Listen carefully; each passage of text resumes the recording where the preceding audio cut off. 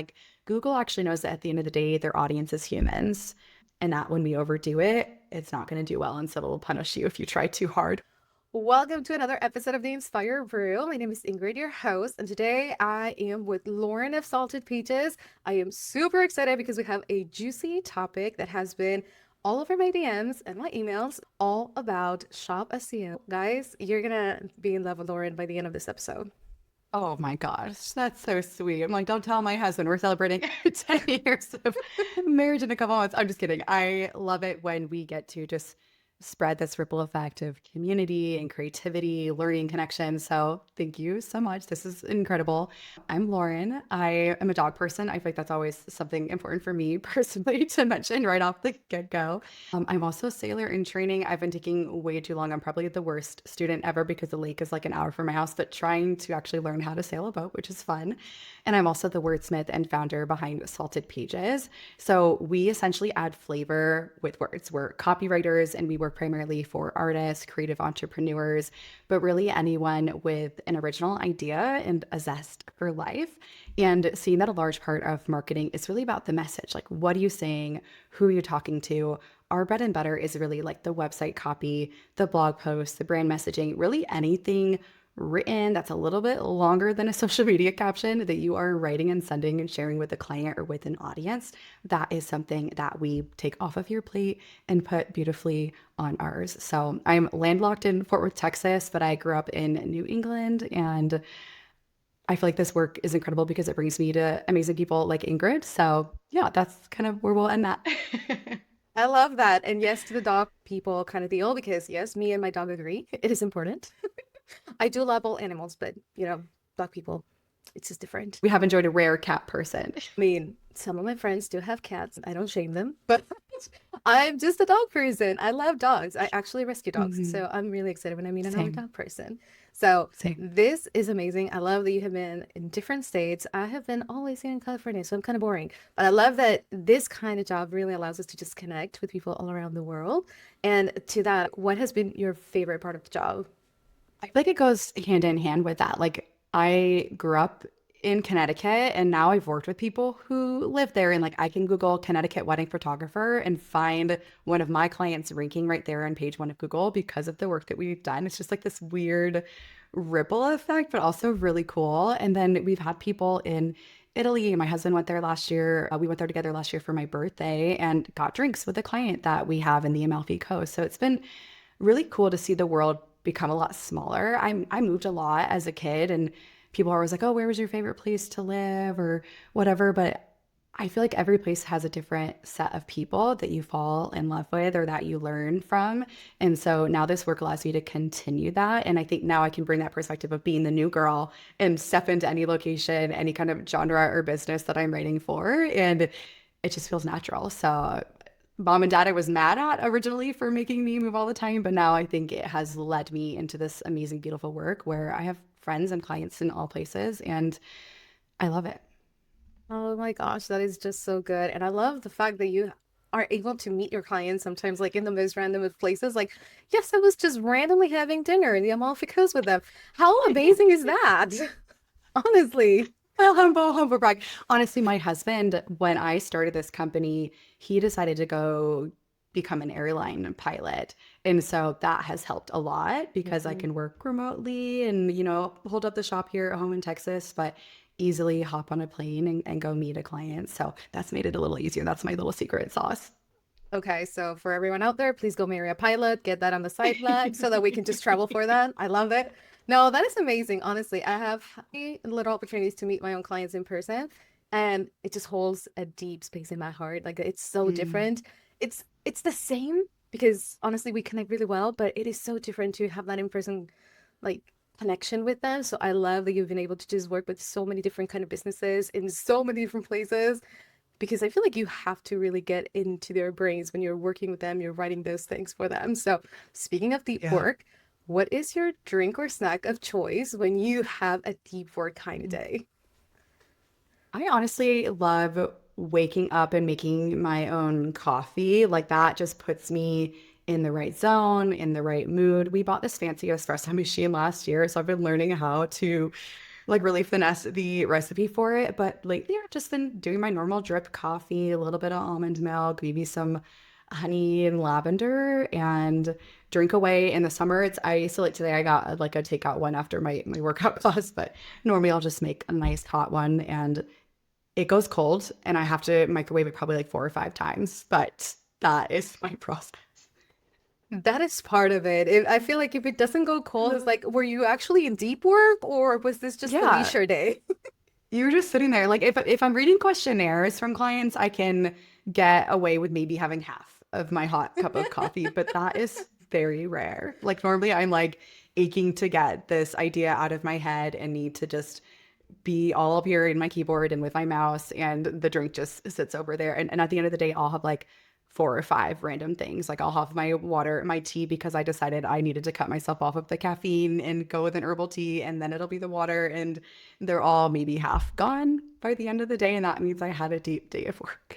I love that, especially because three drinks are staring at me right now, and That's I so totally funny. get the feel. So yes, Hmm. it's part of the work. I guess that it's part of like when you have an attire for work, we're right here, we have multiple drinks. It's just part of it. It makes sense. So I love that. Thank you Perfect. for sharing it. I feel a little bit less alone Yes. with that. And Good. for our Good. good topic for today, honestly, I feel it's so juicy and they are gonna get a treat. I have 7 questions right here for Lauren, and every single one of them is just going to build upon each other because I feel like she has the insight that everybody's going to be missing and wanting to listen to this episode again when they're building their shops. I don't care if Mhm. you are starting a fresh shop or if you are just refreshing, optimizing, taking a peek into what you've done. I feel like you're going to get a lot of good insights right here. So let's start with the basics. What are the most critical elements of a high converting shop page? Yeah. So when I picture a feed of an online shop, to me, one of the most important things is the ease of navigation, like skimmability, for example, to be able to easily scroll into that page and easily find, let's say, categories. That's one of those key things you can circle on your notes right now.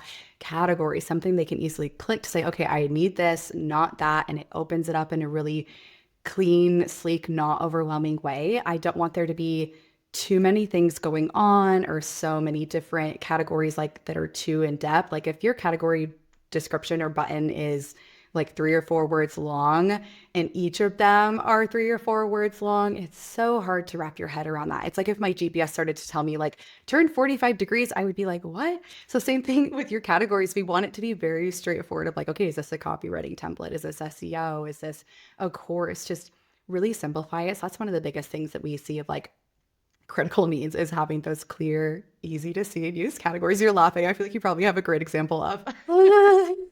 Clients and their beautiful size. Oh, yes, But yes. I love that you mentioned skimmability. I feel like that applies to Mhm. almost everything, but just focusing back onto the shop and product pages, that is a huge thing, just from a user experience perspective. But Yeah. in your case, with all the things that you've seen, how does that impact SEO and the user experience that people are going to have on that page? Honestly, the sooner they can find what they're looking for or get an idea of these amazing like tools that you have in your shop, then the better the conversions will be. If they have to click a million different things and like people, we don't want to treat people like they're lazy, but we kind of also do need to treat them in that way. Like just make it easy. Like when you check into a nice hotel, there's been some that I go to and I'm like, did I park in the right place? Do you like validate that? What time is like, I hate when I have to go in and ask questions. So like a great shop page is designed where I don't start with a million questions. Like they start to easily just naturally get answered as I go through that process. So I think like having those clear categories is really incredible, but then also having a clear process. Like if these are courses, well, how long do I have access to the course? If these are downloads, am I downloading a PDF? Am I downloading a Google Doc link? Like just kind of lay it out very clearly and simply so I can easily visualize. I think the visualization is really key here. So they know the next steps and that process of adding to cart, checking out, and handing over their credit card information is just such a cinch and a no-brainer. So process, I think, is another thing that should really be not only on that main shop page, but especially on like the individual product page. So they can see like the reviews, the description, the features, and then like just 3 simple steps, like what happens next. That is often something that can make a really big difference, especially like show it templates. If they've never used show Mm, it, they're going to have a yeah. lot of questions. They'd be like, I don't know how to use this. I don't know what to expect. What do you mean? Like, I have to add it to my library. Like, so we just want to make it clear if they've never played with it and you're telling someone, you're kind of walking grandma through it. I want it to feel a little bit surface level so that it's not confusing. I don't want to inspire questions. I want to answer them. Ooh, I love that. Not inspiring questions, actually answering them. I feel like that Hmm. needs to be on everyone's wall when they're building their websites, honestly. Does this lead to a question or an answer? Yes or no? We need just like a one of those flow charts. That'll be perfect. Oh, that would be so cool. But we are now going to have that on every single template that I sell so that it's like, are you writing your own copy? Yes, well, it's very basic for you, but are you answering a question or are you generating more Mm, questions? That's important here to mm, know. And I feel like that also yeah. taps into the whole SEO portion because a lot of people try to overdo it. They're not really trying to answer the questions that humans will have.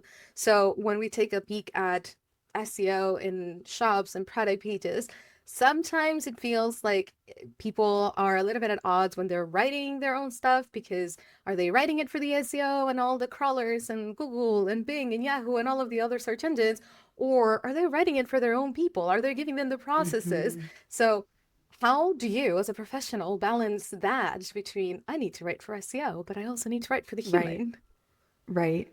Honestly, if I have a client who says, Lauren, I kind of want to DIY this and I don't want to hire an expert, I normally coach them to start with what they would say to an ideal client as opposed to the SEO. I feel like if I send them down the SEO tunnel, they're just going to get lost. They're never going to see the light of day. So I'm like, start with if we didn't have to think about SEO, what would we explain? What would we tell them? And then usually from there, like once we have an initial draft of a product description or a product title, there's going to be some good information there of if I wanted that page to be found on Google or to be, easily found on Pinterest, that's also, a great search engine.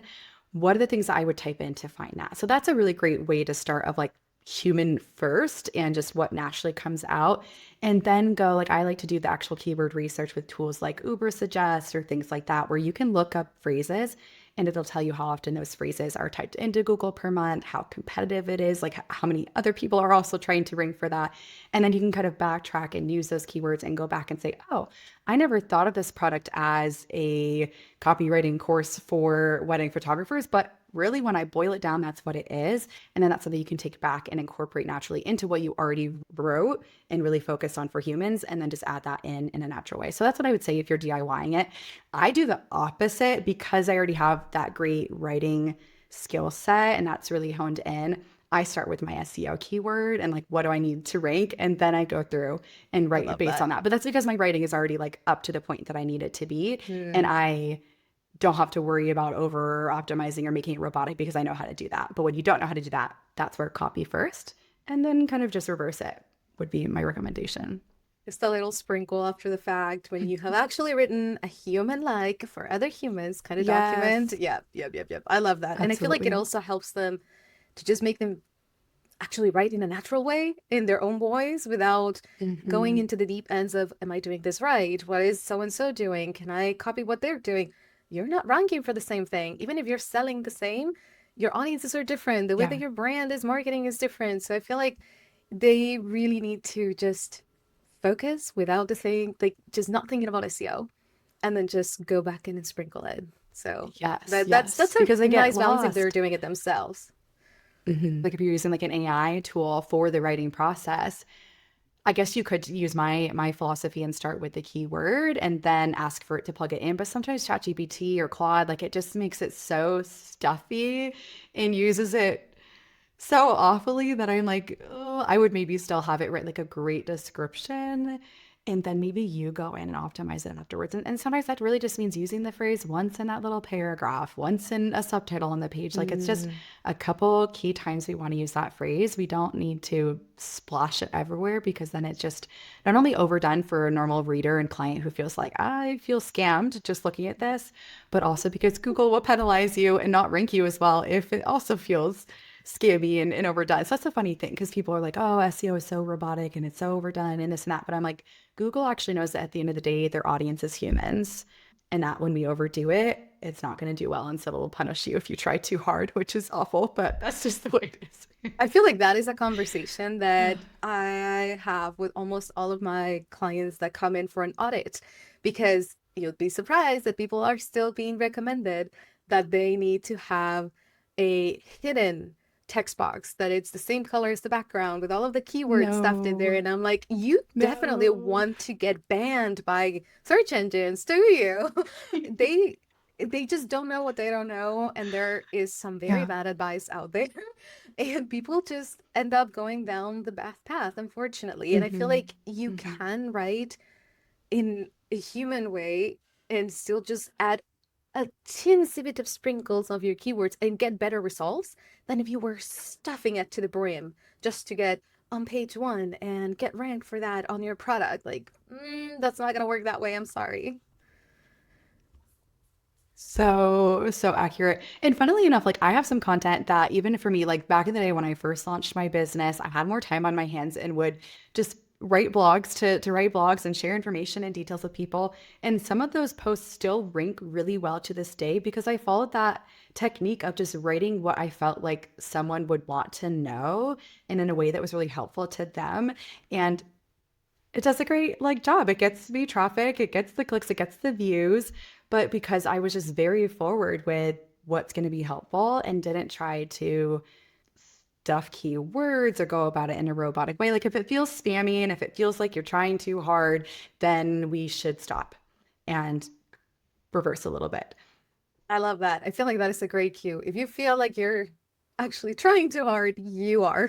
This is not the place for that. You really don't. I feel like at this day and age, we don't really need to get super technical and mathematical to get the SEO results that we need. Yes, it does take a lot of work. I'm not saying that it doesn't, because believe me, yes, to the late nights of just getting all the research done when we're doing it for clients. But at the end of the day, Mhm. it needs so much of the human touch now because there's an abundance of content out there.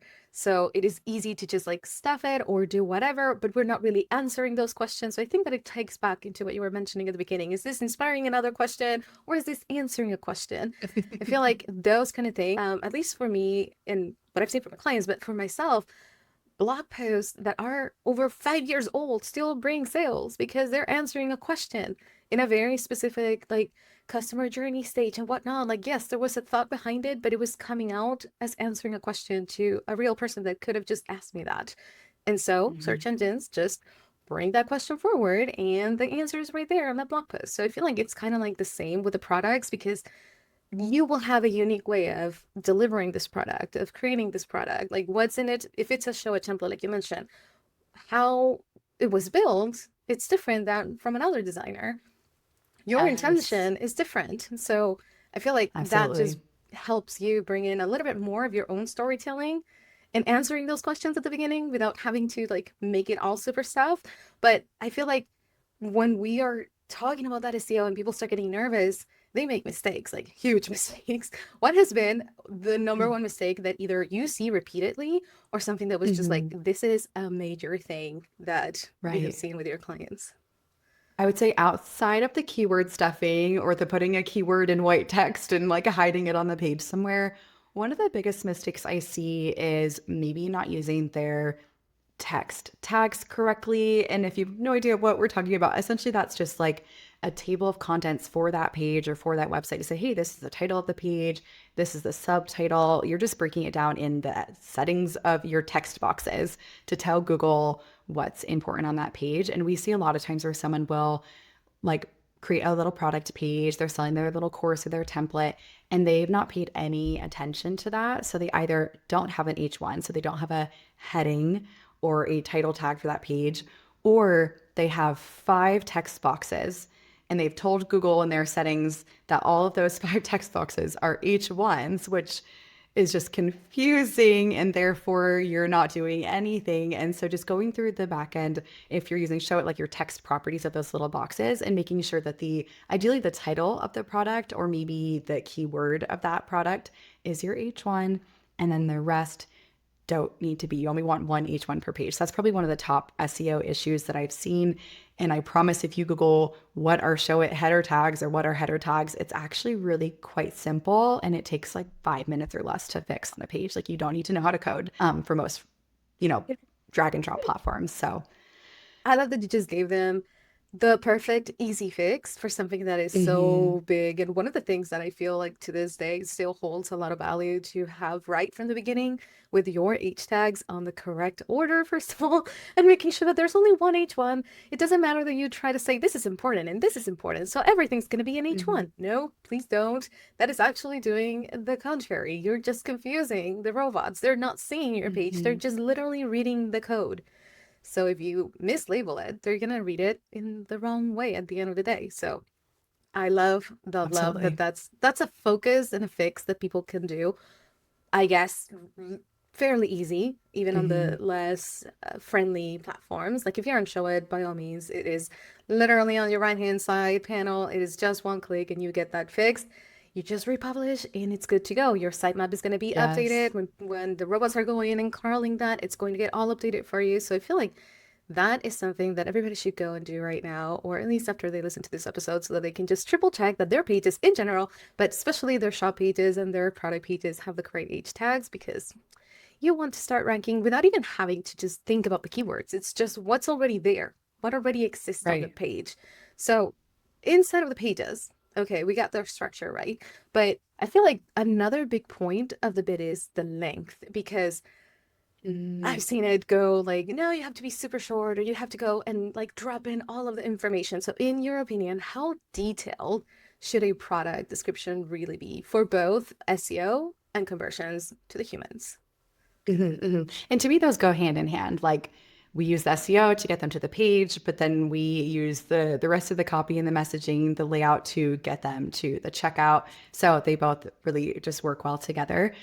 But the length, honestly, we'll go back to that like rule of thumb, the skimmability. So that could mean that you have a lot of information, but you've broken it down into a paragraph, maybe a couple of like bulleted items of the features. Maybe there's a section beneath that that goes more into like who it's for, the technicalities of it, all the different things that are included. Maybe there's like a tutorial beneath that, but we just really want it to be really broken down. But at the end of the day, it's that first little bit of content that they see that's like the most important. And we do kind of have to take, I'm thinking like a little blurb. I've got like my fingers held up here, but like we have to take a little blurb and really make sure that is saying what it needs to get them to either just check out right then and there or to get them to stay on the same page and see the rest of the features that you've laid out. So I want maybe like 3 or 4 sentences, maybe 2 to 4 is probably a better amount there where they can easily see an idea of like what this is, who it's for, how it's different from others. And you can add into some of the like spice of your brand voice. I know for us, like we, with references to like, dash of salt or smooth sailing, seamless, like things that are just very much part of our textured brand vocabulary, you can do that for your business. So like if it's like a brew or coffee theme, or if it's like a dog theme, you can say like dog ear, this template, or whatever it might be. You can have some fun with it. But I do want it to be, I think short and sweet is kind of what we're going for there. So I would say if it feels like it's too long and you have a very large image and the paragraph is just as tall as that image right next to it, then we need to start over. Like, look at Amazon. Most of us buy from that all the time. And it's a little, I don't want to like offend anyone who's worked on that, but it's just a little, there's a lot going on an Amazon checkout page. But that's because they're selling the world's worth of products. So for you, we can simplify that, but still it's a good kind of rule of thumb of like, what are the shops you're buying from and easily checking out and trusting. Okay, that's a great kind of reference guide of length of copy that you need next to that product to sell it. I feel like that is a great comparison, especially because people tend to go and compare their own websites, their own shops to others. And sometimes it's not others in their same realm or at the same level. And True. they're comparing a level 100 from a different business with a completely different audience, a completely different marketing approach, a completely different everything to whatever they need to be doing. And it's like, well, I need all of that. No, you don't. First of all, no, you don't. So, really getting the length right and that structure, I love the way that you are saying it. And honestly, it is such a crucial tiny millisecond that you get.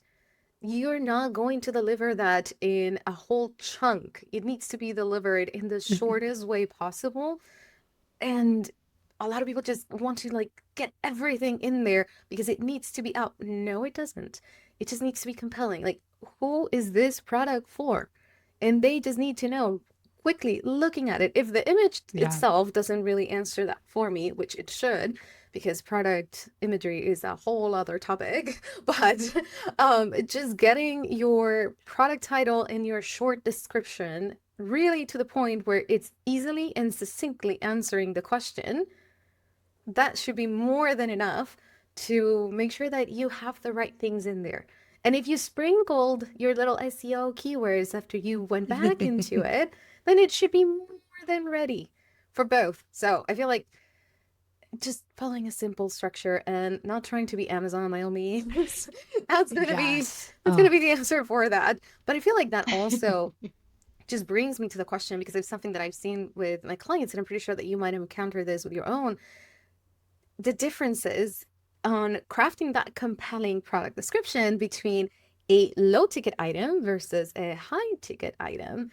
So any Mm. patterns that you've noticed that convert better in terms of, depending on the price of your product, this is what we've seen or what you would recommend. Absolutely. I would say for the lower priced products out there, the price already kind of makes the purchase typically a no-brainer, right? It's $15, it's $25. We have a couple of templates on our website like that as well.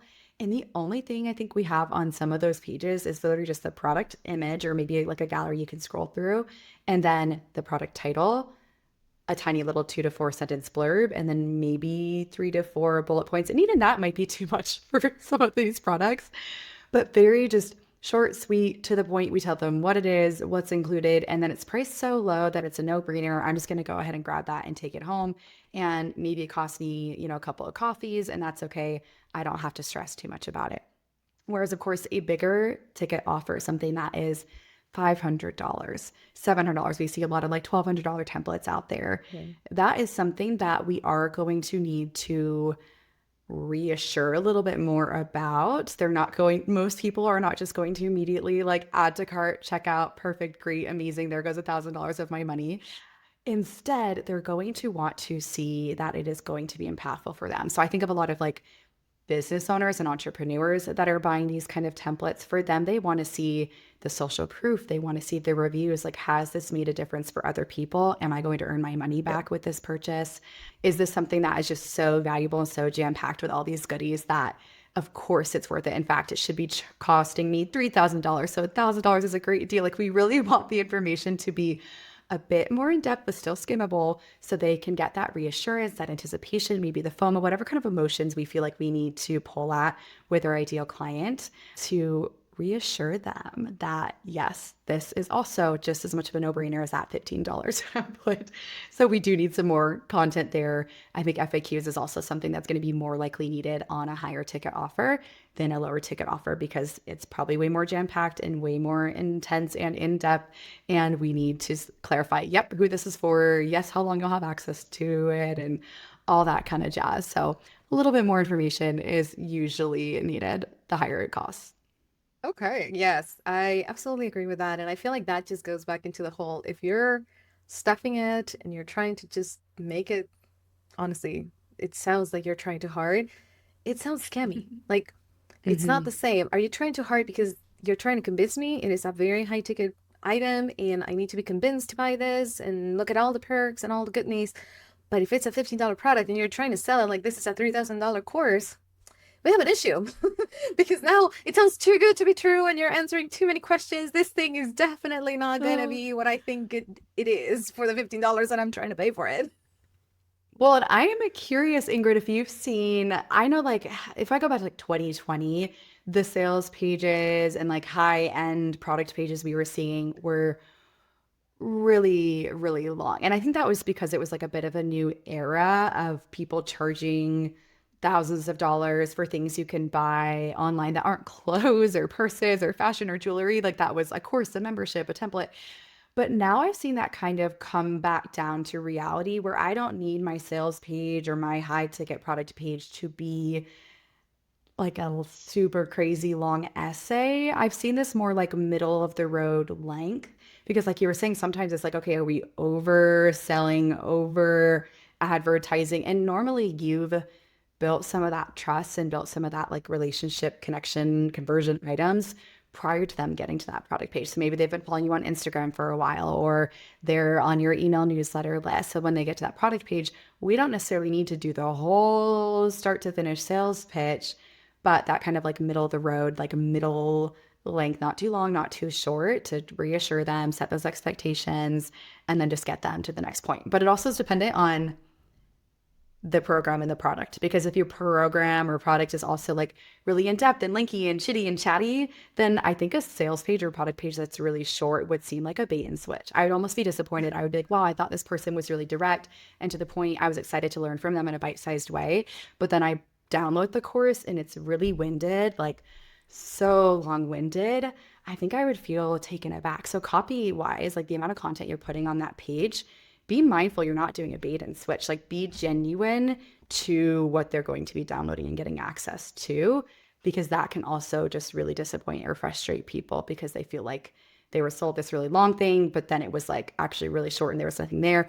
Or the person was really direct on the sales page, but then the course was just too much to handle. So that's something else I try to be really mindful of.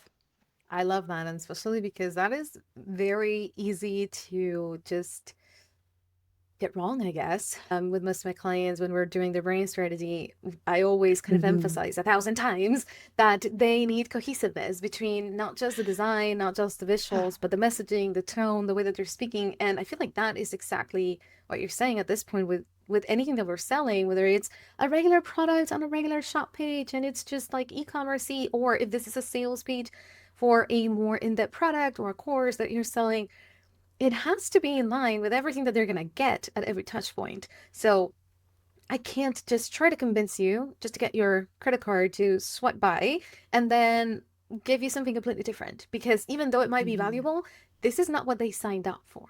This is not what they Yeah. expected. So it can be a really valuable product, but if you positioned it one way and delivered it another, then the trust factor is going to go down the drain and now you're going to have a less than happy customer, honestly. Yes, yes, absolutely. And that's like one of the top things I try to avoid, because we all do our best work when we're working with people who trust us and adore us and rave about us. So to have a disappointed customer at the end of that line, that's not what you put all this work into. That's not why we're sitting here like having this conversation, to have someone who gets something and is disappointed. So let's avoid that and just be consistent. So yes, but by all means, people, SEO is important to get found and whatnot. But once you have your people there, it needs to be consistent. What are they getting, and the quality and in the way that you actually communicate with your audience, it just needs to deliver the way that they are expecting it to.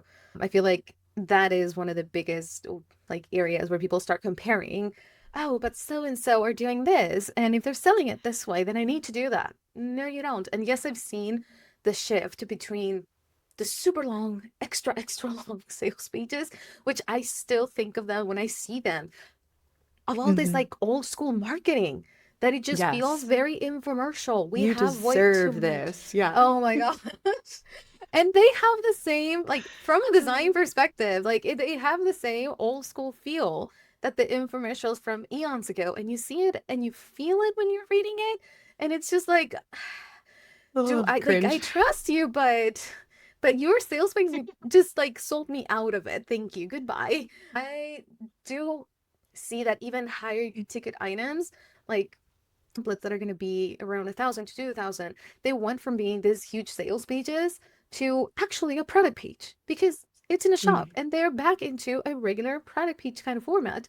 And that is happening across industries, not just for like show it templates or with copy templates. Like I've seen it across different products, and their price points might be higher. And even though we're trying to give more context, then we are giving them a little bit of extra sections like an FAQ. How does this work? Like just literally trying to answer those questions that we were mentioning at the beginning are less salesy. They're more human in terms of that is what's converting. Honestly, I feel like that is the biggest portion that we can see a comparison with. Before, it was just all about how can we fill this space to make it feel really Yeah. grand and like it will be the best thing that you buy ever. But now I don't feel like it's much more convincing. It's more so what trust factors have you really checked off the list? How have you like established that relationship, and that like tiny nurturing piece that you have, whether it's social media, your email marketing, whoever it was, that already kind of pre-sold it. Because even if you're not promoting that product, you pre-sold the brand, you pre-sold the connection. They already have to trust you by the moment that they get there. If you're running ads, like if it's a cold audience, by all means, the approach is going to be a little bit different. There's going to be some questions that you might need to answer, but you still wouldn't go lamb sales page for a product page. Come on. I Yeah. was just listening to your podcast episode about like the brand archetypes. And I feel like that's something that goes totally along with this whole conversation of bringing that personality into this product page, this shop feed, whatever it might be, and just creating this experience. Like one fun thing I've tried to ask my clients lately is, like, if your brand or your business was a place or a hotel, or just like, I want you to pick the item, destination, or thing that is on brand for you and who you are, and then like find some examples where you're like, that's the way I want this to feel, like something you can almost like taste the way that it's described. And so then we can bring that into their product description, their product page, even the products that they choose to sell in the first place. Like, do those fall under the same umbrella of that ultimate like mission and purpose they have with their clients? Are they taking care? Are they hyping up? Like, whatever it might be, let's do that with that product and the copy that's around it. So there's a lot of different things that can come through there too, which is just really fun. So I think just keeping your head down a little bit and looking in those other fun industries is another great way to make it authentic to you and your like just natural sales style, or your natural just way of being that people find magnetic, and then it works. I love that. I love that because I feel like it just brings it back to the whole, it needs to be true to you, and you are moving the needle forward for your own brand, for your own business. Yeah. You are not going to get the results that you want if you're just trying to emulate what so and so are doing, what you see that the competitors are putting out there. It is nice to keep an eye on what's going on in the market. Like, yes, please keep a pulse on it, but that cannot be your North Star. You have to have your own. Oh, I couldn't agree more. And that's why it's hard sometimes, because I think some people are they're new, right? So they haven't had the chance to like test the waters and figure that out. But for people who have been in business at least 2 to 3 years, we can normally sit down and say, okay, who have you worked with or sold this product to that just inspires you and lights you up? And you could get an email from them, and that's the first email you want to respond to. 100 emails, that's the one you see and like puts a smile on your face, versus who are the clients that when you saw their email pop into your inbox, you got that like pit in your gut and you just started to get the anxiety. And then it's like we start to just narrow down the differences of maybe the respect that was there, the trust, the ways of working. Maybe you are type A, but you prefer a more type B client, or maybe you're type A and you also prefer to work with people who are type A because they just get it, they'll listen, they'll respect it, and it just flows together really well. So just keeping that through line is so, so critical. And sometimes I've done the same thing. I've sold an offer or sold a product because I got excited and had seen some trends, but then I realized like, oh my gosh, that was so off of what we're trying to put out there. And then I have to dial it back down, come back to ground zero, and just focus on what I want, but also on what's going to make that long-term impact for my clients. I love that. I love that. And honestly, I feel like more businesses need to just refocus on what's going to bring in the impact for them, but actually for their audiences. Because the minute that Yes. we sell with the intention of serving, that is what's going to get us the good sales, the better clients, and it's going to give them the better results. So it just comes back to it. Like it is a full circle. This just tells me like we're in sync with how we see things flowing. And I love that for our clients. I love that for those that are listening right now. You don't have to be competing with your own competitors. They are just other people in the market that are selling the same thing. There's plenty of business for everyone. There's plenty of people that are going to buy things.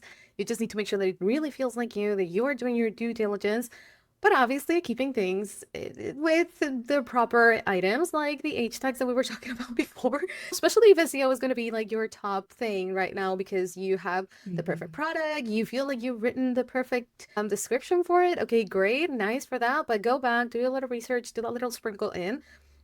I feel like if we had to boil it down, we need to give them that one thing that, in your opinion, if they were to change something or apply something because maybe they're launching their shop. But if they already have something existing, if they have one thing that they can do, either to their shop page, which has the listings of all the products, or to the product page, just to see those better results, start moving the needle forward. In your opinion, what would that be?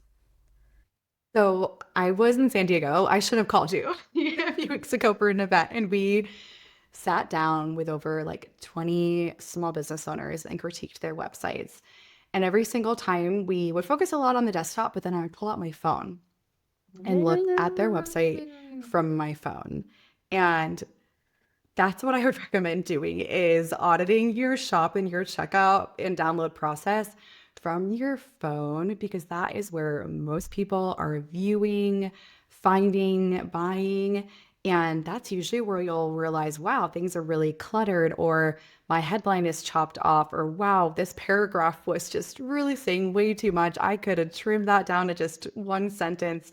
So really just auditing the overall flow, copy. How many times did you see that keyword? Wow, that was also too much.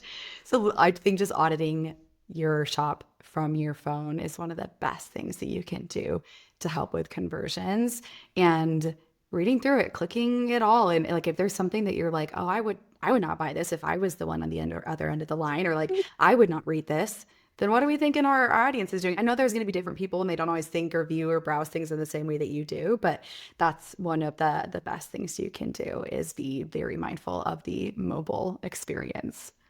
Oh, yes, please. Thank you for saying that. I feel like most people put the extra effort on everything desktop and it's gorgeous, and they just do mobile as the afterthought and they don't even care. It's just like, ah, it took so long to get this right.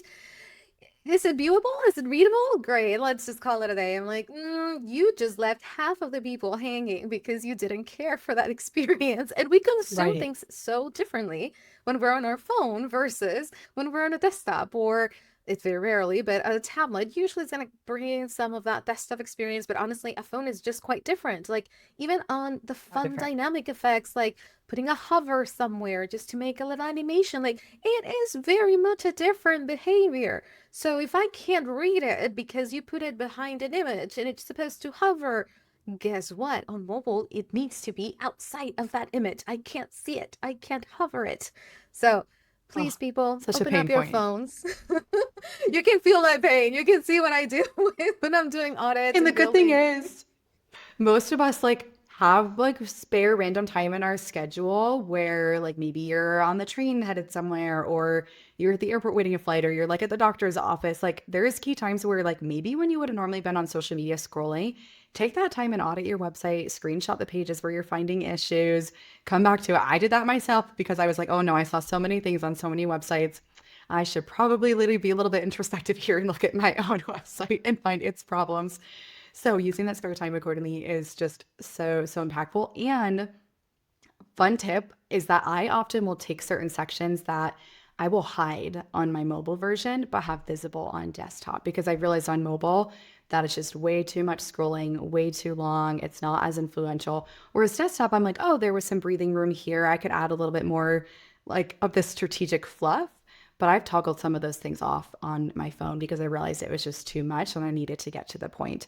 So that's something else that you can do, especially on Show It. They make it super easy to have like, okay, this is only visible on my desktop, or this is only visible on my phone. I do that quite often. You just have to be careful that you don't forget about certain things that aren't there or are there, because that can happen. You have a price in one section and not in another, and you don't pay attention. So just be careful about what you toggle on and off. I would just have it be the extras and not the essentials like the price or the checkout button. I love that. And yes, I feel like between trying to bridge both experiences between being on desktop and being on mobile, turning things off can give you a little bit more breathing room and a better flow for desktop and mobile at the same time. Because maybe on desktop, with all the horizontal space that we have, if we have extra text or if we have extra images, we might not be able to fit all those things on mobile. But then again, you mentioned something super important. It really depends on your platform. With Show It, we have it super easy. We just toggle that off and it is not going to show on the actual code. There's a little bit of a nerdy tip in there, but some of the things that I notice when I'm doing audits for clients is that if they're on something like Profoto or other kind of platforms that are like just more code base, sometimes they turn off certain blocks just to hide the visibility.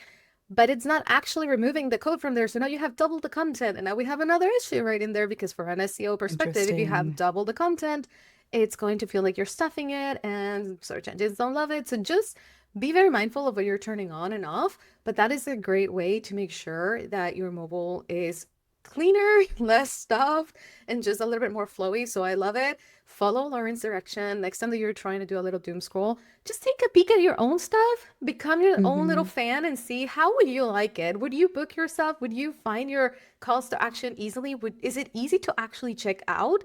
Because I feel like that is one of the things that people don't really test. They don't purchase their own things, and they're like, I never noticed that maybe my checkout was just like cut in half because I didn't set the correct settings here, or I don't know, whatever it was. You need to see your own experience from your audience's eyes.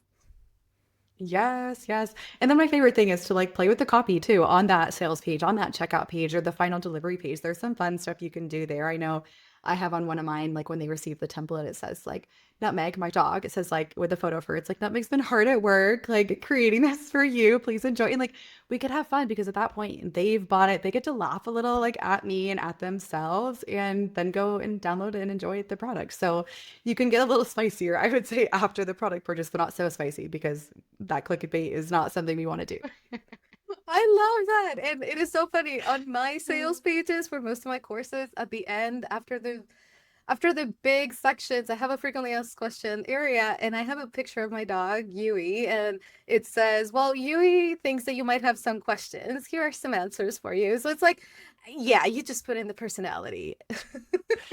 Yes, those little personal like, and sometimes that's what does the trick. They're like, okay, they're human. I could enjoy being in a room with this person or looking at this PDF for hours from this person, and it can just do the little magic. So don't be afraid to mention those kind of like whether it's a toxic trait or a really like great fun fact that you rescue dogs, like the two of us do, like whatever it is, you can sprinkle those in a really simple and fun converting way. Connections sell, people. Don't be afraid to connect with your Mm-mm. audience. Don't be afraid to show your human side of things. There's always going to be someone that it's going to love that. Yes, we're not going to be the great fit for every single person out there. We don't want that. We want right people. So don't be afraid to put that out there. I love it. Lauren, you have the most amazing brain. I love thinking through all of those Oh, things. stop. Everybody's going to have to listen to this episode over and over, because yes to all of the SEO juices that you have just like dropped in here. There's so many gems. Please, people, you have to go back into all of these points. Lauren, tell us, where can people find you? How can they connect with you? Yeah, absolutely. We are salted pages pretty much everywhere. So, like a salted caramel, but salted pages. That's Instagram, that's our website, Pinterest, all of that jazz. We are an open book. So, if you heard something and you're like, love that, doing it now, like I want to see the behind the scenes. I want to like share it on my stories and put your products out there in front of my audience as well. So, always feel free that you can reach out. And maybe if you rescued a dog, I'd love to know his or her name. And we could share some cute photos of our little rescue babies. Yes, see, people, all the connections, all the good points, all the human connections that we want, because we want to see all of the edits that you do. Lauren is being very kind, and she will be sharing those things with her audience. So don't be afraid. We're not gonna bite. We're real humans behind this microphone. So thank you so much for everyone listening. Thank you, Lauren, for sharing all of these goodies. It was golden. I love it. Thank you for sharing so much of your expertise. Thank you. Stay salted. See you on the next episode.